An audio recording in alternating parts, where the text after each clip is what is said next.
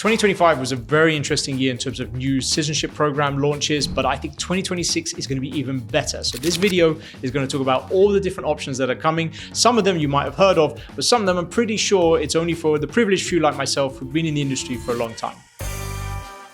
Hi, this is Jeremy. I'm the CEO of Savory & Partners, but I'm also the CEO of Millionaire Migrant, which is now my own personal channel that is going to help provide a holistic service for anyone looking to get their sovereignty stack. So that's tax, residency, investing, and of course, citizenship. Firstly, it would be remiss of me not to start with the famous Trump Gold Card. So this was announced much earlier in 2025, but it was all a lot of huff and puff because really the website didn't even get launched about a couple of months ago. And Howard Lutnick was very famously saying, yeah, we've sold loads of them, we're inundated. And a lot of experts in the field, myself included, were saying, nobody's going to do it at this price and it doesn't make any sense. Let's see how it pans out, because I think they have realized now that just by announcing something, people want a bit more detail and it needs to make sense for the market.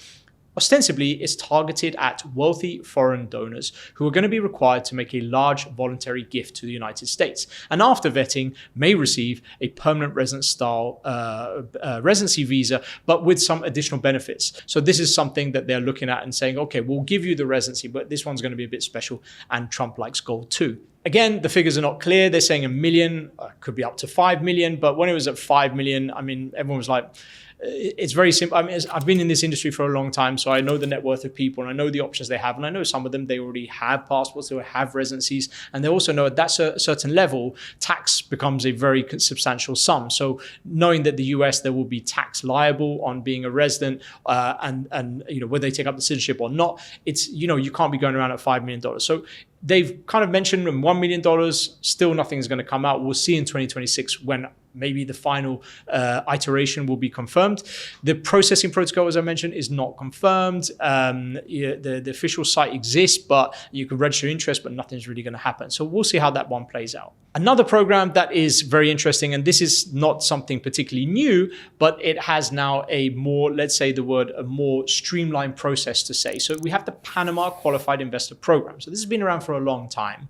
However, what's happened is that a very large developer that has a strong track record in Canada and Portugal has now announced that is going to invest heavily into Panama using the same model that worked extremely successfully for themselves in Portugal. So I know the CEO and the chairman very well. Good friends of mine, we've done a lot of business, and these are people who I think that they will have a lot of track record and experience to make this thing, this whole process very smooth as far as Panama is concerned.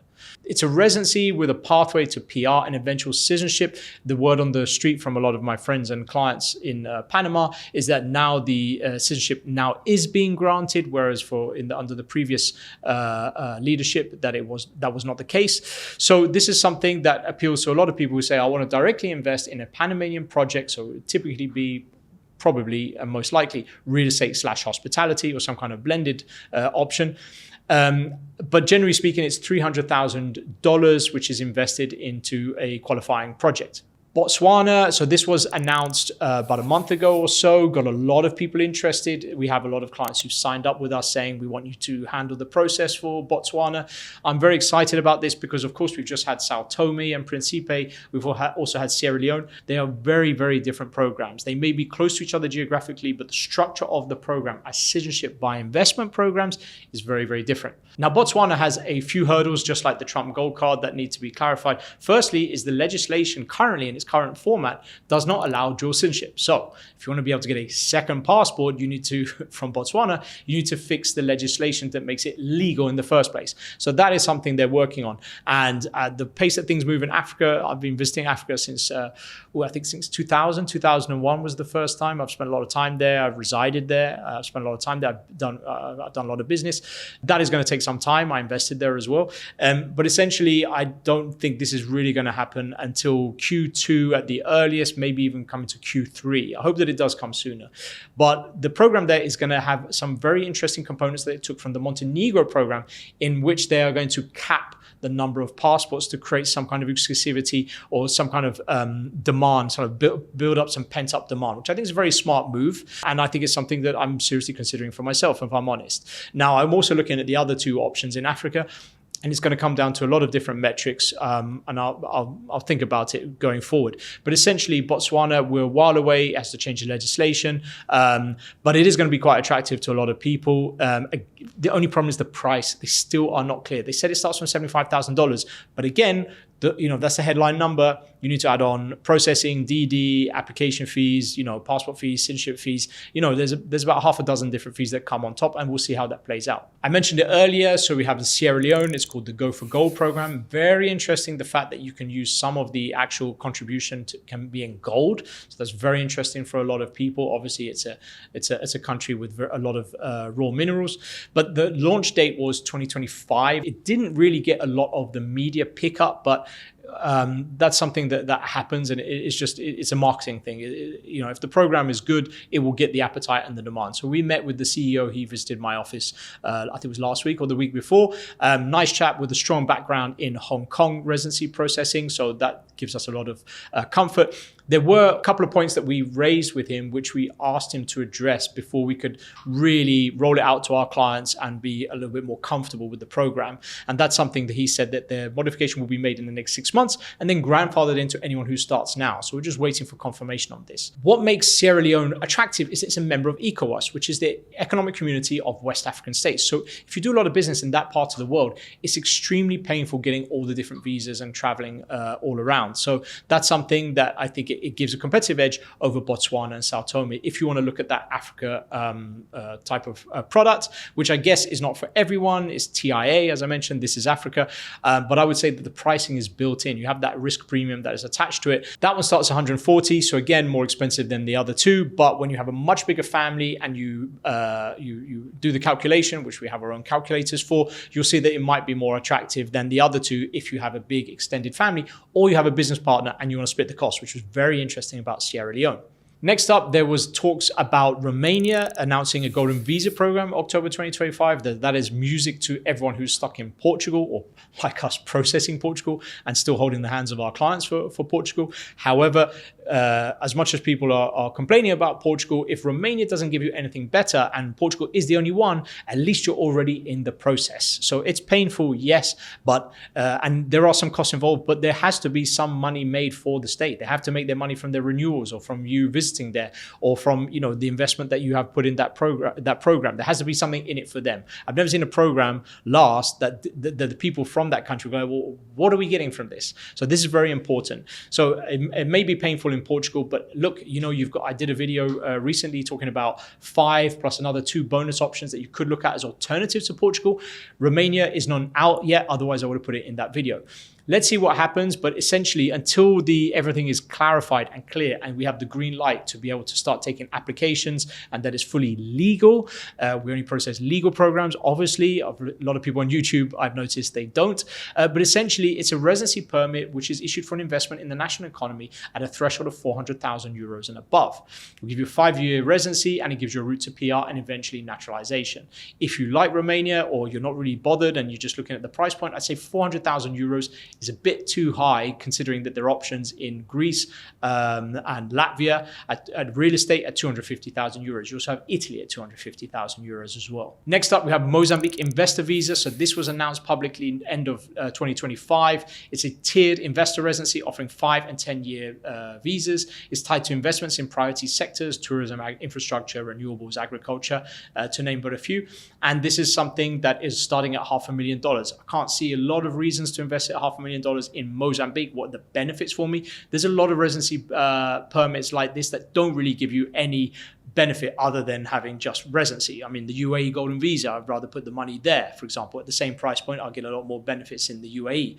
For example, Bulgaria is 500, but you only had Bulgaria. I mean, you've even got Maldives, right? So Maldives is already out there. It's 300,000 buying in Maldives. I mean, I'm going there next week. Like, that's a fantastic place. Why wouldn't you want to buy there? I'd get a lot more benefit from that, I would say. And then the one that everybody wants to talk about, which is Argentina. Oh, can't wait for Argentina. $500,000, amazing. Like, who's got a bad word to say about Argentina, regardless of you like Milei or you think he's a fraud? Ultimately, it's $500,000. It's probably the one place in South America that people would lean towards the most. You've got a lot of that cafe culture that if you really miss that from Europe, you get it in South America. You get it with the really great steak and great red wine. If you love that stuff, this is for you. However, some caveats. It's not going to be you can buy your own vineyard for $500,000 and say, I'm going to become a South American citizen. No, I don't think that's going to happen by any stretch. You might be able to invest in a business that is I can't remember the word, but it's like enology, or it become an enophile, which is someone who likes wine. You could do that. You could invest in that. And the underlying asset we'll wait to see if they'll allow that, because otherwise most of the Argentinian vineyards will be owned by probably Americans and Brits maybe. But essentially the underlying assets, I doubt, I mean, if you could get the land for that, that could be very attractive. But otherwise I see this as just pure investing into some kind of infrastructure project or something that will stimulate the economy, because buying a vineyard, I don't really see that really stimulating the economy. Let's see how that plays out. It's a very choppy time, very dicey time for Milei right now in Argentina. And again, probably the other main and even more important factor is, do you have to spend physical time on the ground? And if I do, how much time? Because we all know Argentina's tax rate and tax regime is extremely, extremely violent, I would even say. It's incredibly oppressive. So you don't want to be touching anything there. You don't even want to have any kind of semblance of a nexus there, or some kind of connection there that would show that you become a taxable citizen of Argentina. If you do, fine, go for it. But I think there are probably better options. You might as well do El Salvador for $1 million. That's already out there, and we've processed that. $1 million, walk away, don't have to be a tax resident, don't have to visit there, pick up the passport. It's a very powerful passport. Other options that are on, I'm going to touch upon, I would say probably there's a few that people don't know about, but I would see you're going to see more in 2026, more citizenship by merit options. So you already know about Malta. It used to be citizenship by investment, now it's citizenship by merit. But we also know that there's other places like Serbia, Albania, Austria. So these are three other options. I think you'll see more out there that maybe haven't come to the fore. Always be careful with citizenship by exception, citizenship by merit, or just people who say, I know a guy who knows a guy who has a dog and the next door neighbor has this kind of option. Be careful of that stuff. So many people have lost money, and I've seen it many, many, many times. And you know why? It's because those people come to us and we process the application. We ask them, do you have any other passports? Because the governments who are giving you these legit passports are going to find out. And if they find out that you've been lying to them, that you did already get another passport, then they'll say, well, what else are you lying about? And then especially in today's day and age, it's much harder than it was 10 plus years ago. They will reject you. So we've seen all types of passports where people say, okay, let me just come clean. Those who don't come clean, we find out in the rejection letter, and it's like, mate, why don't you tell me from the beginning? So be very wary of anyone on social media. It doesn't have a physical presence, doesn't have an office, doesn't have government licenses. The golden rule is if 95% of businesses don't offer, or businesses, immigration companies, like legit firms, don't offer that program, it's usually a very good red flag. I think we might also see more African programs. People don't talk about it, but Egypt has a program, a Citizenship-by-Investment program. I'm not sure if I'd want to put hundreds of $1,000s in Egyptian real estate, given there's a lot of construction, there's a lot of supply, rising middle classes, yes. But on the flip side, the inflation situation is very similar to Turkey. And at $400,000 in Turkey, I think I'd probably do Turkey, actually. I spent a lot of time on the ground. We help a lot of clients process Turkey for the residency, for the citizenship. That one is quite attractive. I think if I was going to choose, I'd probably do that. I think there's more benefits to Turkey geopolitically. Namibia has a residency program. People want to talk about that. But I think it's interesting to see that there's more of these options coming to the fore. Lastly, I've been in the industry for a decade and a half now. So we have processed as a firm over 11,000 and something passports through legal channels accredited by governments. Investigate our clients to be able to onboard them as well, because we need to make sure that we're good and they're good. And then afterwards, those countries have programs that are overseen and monitored by the countries that they collaborate with. So we have been processing this for a long time. What I can tell you is that through that experience of understanding a little bit how these nations work and how they design these citizenship by investment, or residency by investment, or even citizenship by merit programs, is that essentially every single country in the world has something like this. Like Brazil has something, UK has something, France has something, US has, all the countries have it in the world. Those people who don't understand that you can have more than one nationality are just people who, I'm sorry, they just don't understand. They're just insular, and they just think that you're born in one country and you die in one country. The world is changing much faster, and I think everyone has realized now that there are many, many more ways to be diversified against the unforeseen events that are happening in an extremely volatile world. And here's two countries that I think we could consider. I think in the Pacific, you will see some chatter around the Solomon Islands. So you've already got Vanuatu, not a great program. It was never good from the beginning. Anyone who told you to do it or sold it to you, it was about financial motivation. I can tell you, I don't need to go more detail. And it was not a good investment for those people that did it. And if they're still promoting it today, I'd like to know why, because it's not for price. And then I would say Nauru does look pretty good. That's quite attractive, but I think you might see Solomon Islands being the next new country in that part of the world, looking at options for you. And here's one that you want to keep an eye out for. So there are 6 islands in the OECS, so the Organization of Eastern Caribbean States. So those are the 5 that you will know about that have citizenship by investment programs, which is St. Kitts and Nevis, Antigua and Barbuda, St. Lucia, Dominica, Commonwealth of Dominica, and Grenada. And of those 5 countries, there's also a 6th country, which no one talks about because it doesn't have a citizenship by investment program. And that country is St. Vincent and the Grenadines. Now they're having elections very, very soon. And I would say that if the incumbent, which is Sir Ralph Gonsalves, who I met, very, very decent man. He invited me into the presidential house when I was in St. Vincent a couple of years ago, and really fascinating guy to learn from. But he is extremely opposed to sovereignty for sale. Having said that, if he loses, then the new guys will come in, and that guy, if he's in opposition, will probably be in favor of citizenship by investment. And I could say there's a lot of people hanging around that challenger that would have, let's say, vested interest to have a citizenship by investment program.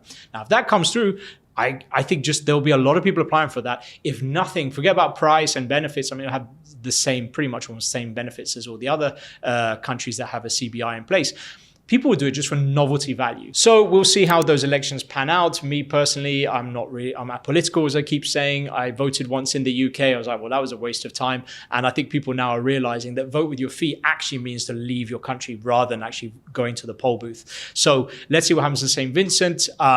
You know, I have a lot of respect for Sir Ralph Gonsalves. But at the same time, if the opposition are going to bring the CBI program, what can I say? So let's just say, let the best man win. Thanks very much for watching, and see you in the next video.